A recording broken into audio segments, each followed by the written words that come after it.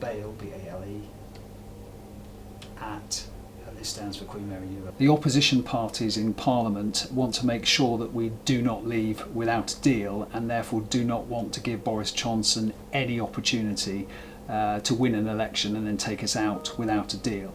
That means that they will wait until at least October the 31st, I think, before trying to get rid of the government. So if we are going to have an election, the election will take place in November, December, and some people are even talking about now a spring election.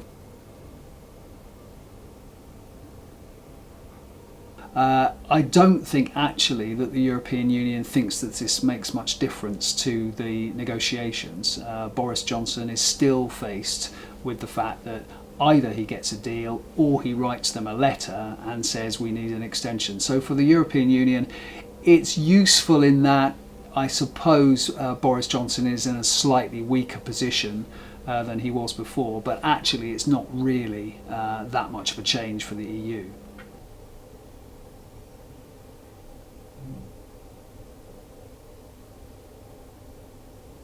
I think it makes it much more difficult for Boris Johnson to try and suspend Parliament again, simply because it would be almost too embarrassing to have to ask the Queen to do that.